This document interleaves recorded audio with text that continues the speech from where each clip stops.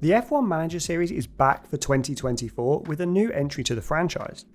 This year we've seen many improvements to the on-screen action, the presentation, gameplay and the mechanics, and I'm going to run through our top tips for getting started quickly in this year's F1 Manager game.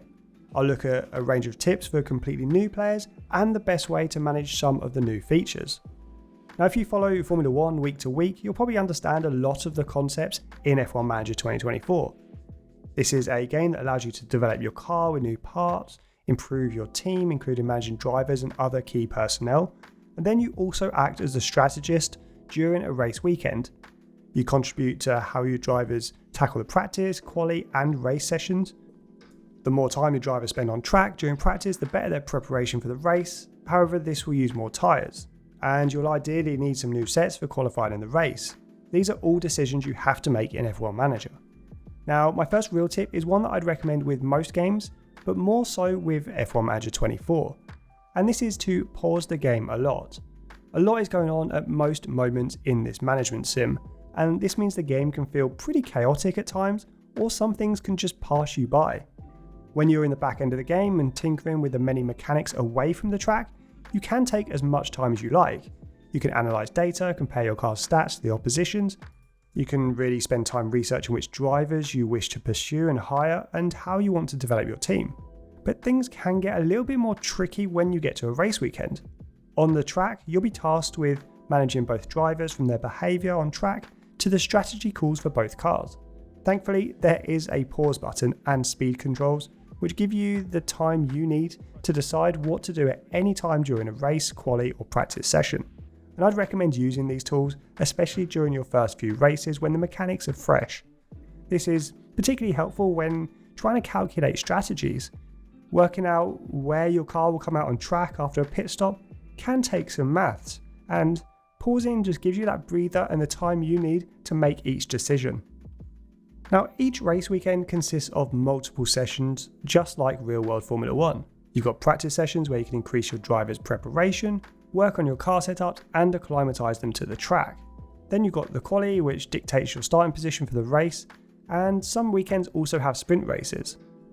It can take a while to go through each of these sessions each weekend, and there is a skip option which lets your drivers and your team manage things for you.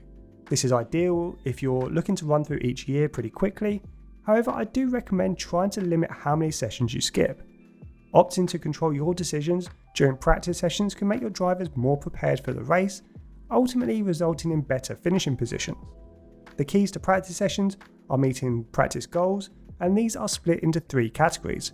Each one influences your driver's preparation percentage, and the higher the overall percentage, the faster your driver will generally be during a race. The 3 practice goals include car setup satisfaction, which is a good indicator of how good your car setup is. During practice sessions, you can edit each driver's setup to try and improve its score. This is essentially a mini game that's well worth engaging in, as it's got a big impact on your driver's overall speed.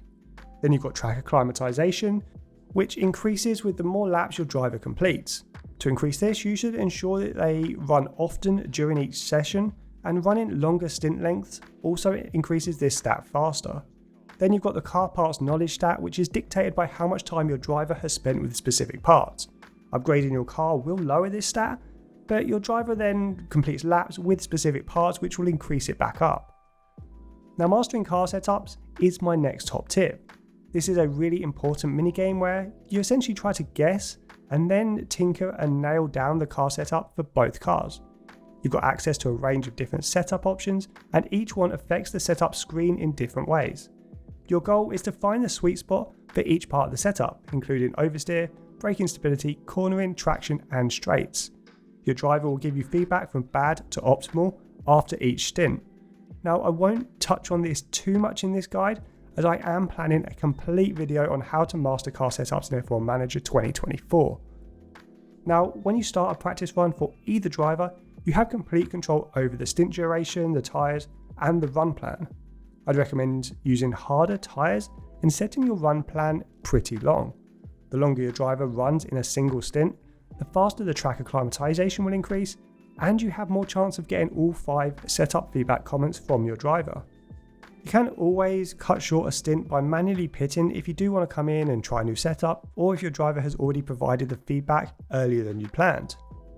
Now, running longer stints during practice does have another benefit, and that is that it can help you save tyres.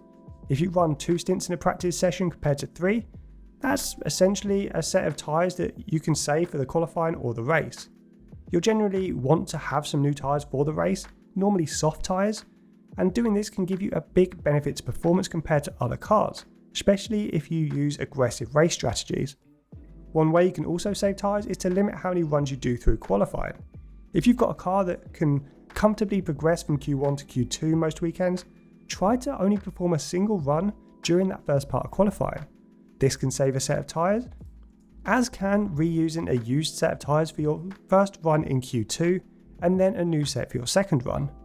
These are decisions that real-world Formula 1 teams make every race weekend, as there really is a considerable upside to saving new tyres for the race.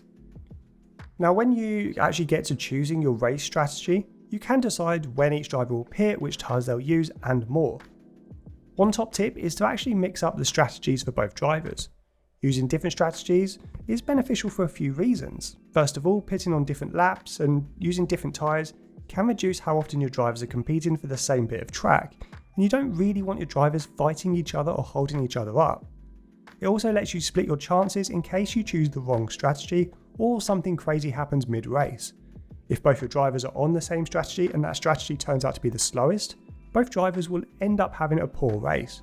If you mix up the strategy, you're basically increasing your chances that one or both strategies could turn out to be very good.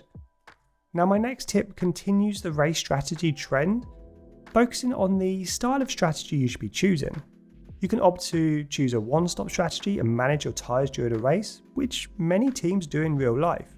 This can often show the quickest estimated race time. However, this doesn't predict for being stuck behind cars or things happening on track.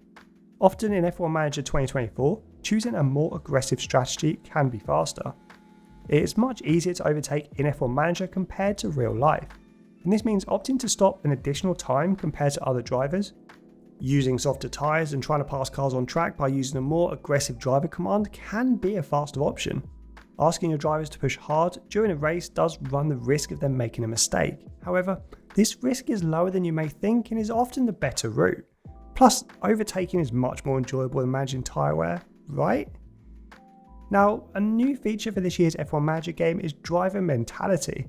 This assigns morale or mentality to each driver and key members of staff. If they're happy, they'll perform better. Much like driver confidence, good mentality can increase the performance for that particular driver or team member. You can check the mentality for all key personnel in the Mentality Hub. This lets you check each driver and staff member in detail to see exactly why they're happy or if they're not happy.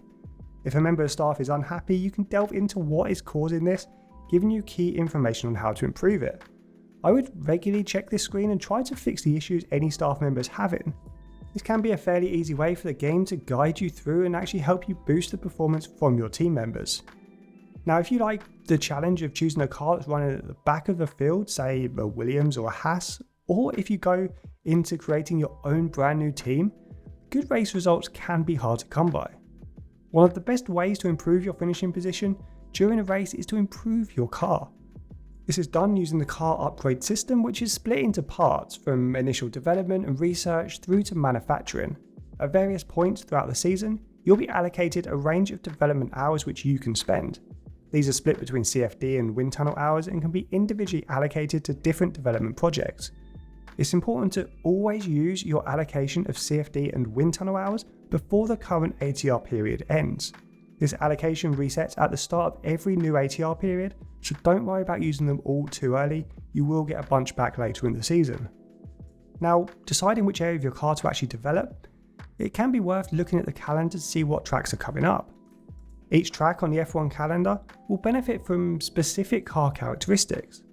Tracks like Spa and Monza, for example, benefit from great top speed.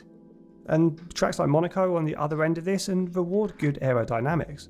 Look at the calendar and look for blocks of races with similar characteristics. If there are a few races in succession that all benefit from a certain part of your car, it may be worth developing a new car part before this block of races that can improve your performance in that category. Ultimately, all development will improve your car in some way. However, this approach can help you tactically plan when to develop different parts. Now, hopefully these top tips for F1 Manager 24 will make your first few races in your first season more manageable and more successful. The most important thing to remember is my first tip, and that is to take your time. Much like Football Manager and other sim titles, F1 Manager 2024 can feel overwhelming at times. Take your time and enjoy the game at your own pace, and let me know in the comments below if you think I've missed any key tips or if there's anything that you swear by. Also, consider hitting that like button or subscribing to our channel and help us on the road to 100,000 subscribers.